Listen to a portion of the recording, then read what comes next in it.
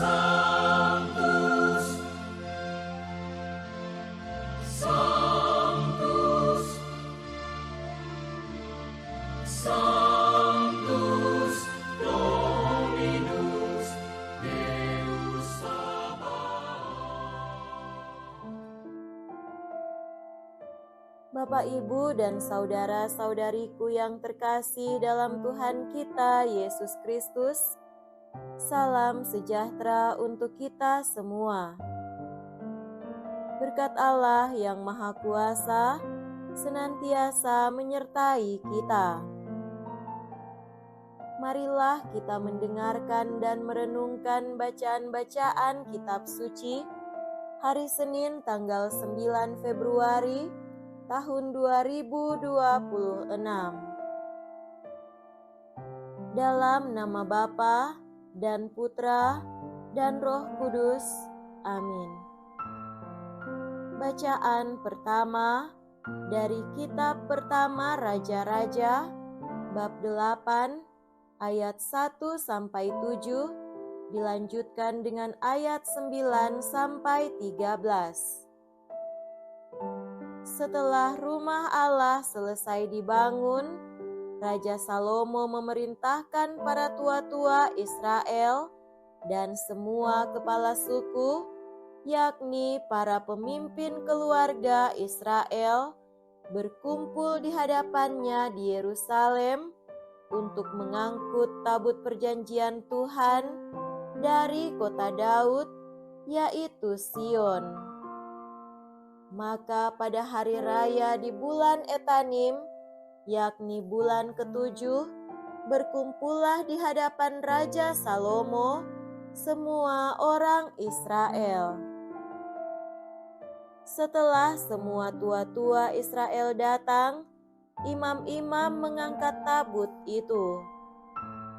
Mereka mengangkut tabut Tuhan dan kemah pertemuan, serta segala barang kudus yang ada dalam kemah itu. Semuanya itu diangkut oleh imam-imam dan orang-orang Lewi. Sedang Raja Salomo dan segenap umat Israel yang sudah berkumpul di hadapannya berdiri bersama-sama dengan dia di depan tabut itu dan mempersembahkan kambing domba dan lembu sapi yang tidak terhitung dan tidak terbilang banyaknya. Kemudian imam-imam membawa tabut perjanjian Tuhan itu ke tempatnya, yakni di ruang belakang rumah itu, di tempat Maha Kudus, tepat di bawah sayap kerup-kerup. Sebab kerup-kerup itu mengembangkan kedua sayapnya di atas tempat tabut itu, sehingga kerup-kerup itu menudungi tabut serta kayu-kayu pengusungan dari atas. Dalam tabut itu tidak ada apa-apa selain dari kedua loh batu yang diletakkan Musa ke dalamnya di Gunung Horeb, yakni loh-loh batu bertuliskan perjanjian yang diadakan Tuhan dengan orang Israel pada waktu perjalanan mereka keluar dari tanah Mesir. Ketika imam-imam keluar dari tempat kudus, turunlah awan memenuhi rumah Tuhan, sehingga oleh karena awan itu, imam-imam tidak tahan berdiri untuk menyelenggarakan kebaktian, sebab kemuliaan Tuhan memenuhi rumah itu. Pada waktu itu berkatalah Salomo, Tuhan telah menetapkan matahari di langit, tetapi ia memutuskan untuk diam dalam kekelaman. Sekarang aku telah mendirikan rumah kediaman bagimu, tempat engkau menetap selama-lamanya. Demikianlah sabda Tuhan. Syukur kepada Allah.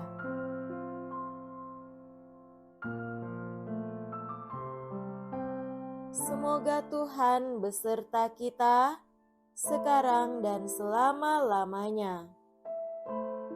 Inilah Injil suci menurut Santo Markus. Dimuliakanlah Tuhan.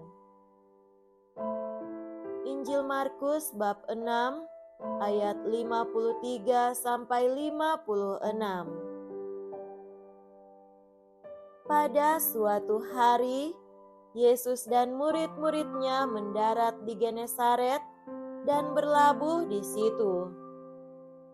Ketika mereka keluar dari perahu, orang segera mengenal Yesus.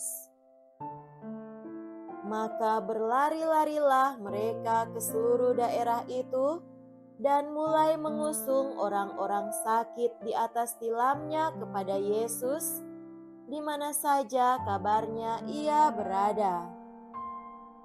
Kemanapun Yesus pergi, ke desa-desa, ke kota-kota atau ke kampung-kampung, orang meletakkan orang-orang sakit di pasar dan memohon kepadanya supaya mereka diperkenankan hanya menjamah jumbai jubahnya saja.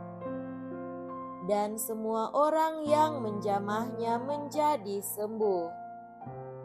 Demikianlah sabda Tuhan. Terpujilah Kristus.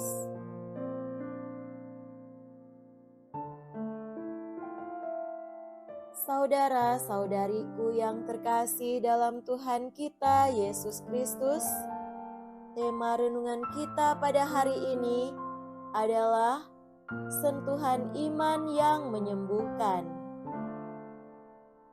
Pada suatu ketika, ada anak kecil sakit parah dan harus dirawat di rumah sakit.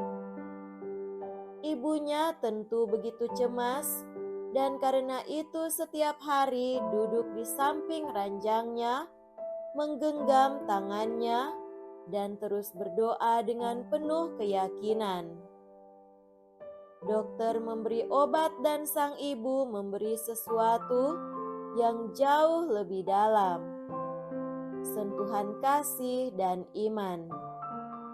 Perlahan-lahan anak itu pulih.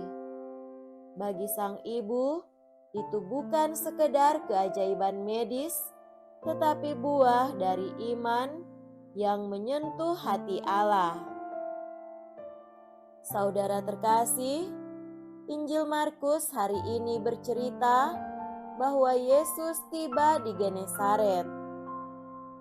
Orang-orang segera mengenalinya dan bergegas membawa orang sakit kemanapun ia pergi di kampung, kota, atau dusun. Mereka memohon agar dapat menjamah jumbai jubahnya, dan dikatakan semua orang yang menjamahnya menjadi sembuh. Perikop ini menunjukkan dua hal penting. Pertama, Yesus hadir bukan hanya untuk berkhotbah, tetapi juga untuk menyembuhkan dan memulihkan kehidupan manusia secara utuh. Kedua, penyembuhan terjadi bukan semata-mata karena kekuatan fisik dari Yesus, melainkan karena iman orang-orang yang percaya kepadanya. Mereka yakin bahwa sentuhan kecil dengan iman besar dapat mengubah penderitaan menjadi berkat. Kita pun sering berada dalam situasi Genesaret, tempat di mana kita membawa luka, kelemahan, dan harapan kita di hadapan Tuhan. Namun, persoalannya, apakah kita masih memiliki keberanian untuk datang dan menjamahnya dengan iman? Saudara-saudari terkasih, dalam kehidupan modern yang sibuk, banyak orang kehilangan sentuhan rohani. Kita mudah menyentuh layar ponsel, tapi jarang menyentuh hati Tuhan dalam doa. Injil hari ini mengundang kita untuk kembali menemukan kekuatan dalam sentuhan iman, yakni doa yang tulus, pelayanan yang penuh kasih, dan keheningan yang membawa kita lebih dekat kepada Kristus. Ketika kita berani menyentuh Yesus dengan hati yang percaya, kita akan merasakan bahwa Tuhan tidak pernah jauh dan penyembuhan sejati akan lahir dari relasi kasih yang hidup bersamanya. Mari kita datang kepadanya hari ini, membawa seluruh luka dan harapan kita, sebab sentuhan kecil dengan iman besar selalu membuka jalan bagi mujizat kasih Allah. Semoga demikian. Amin. Dalam nama Bapa dan Putra dan Roh Kudus. Amin.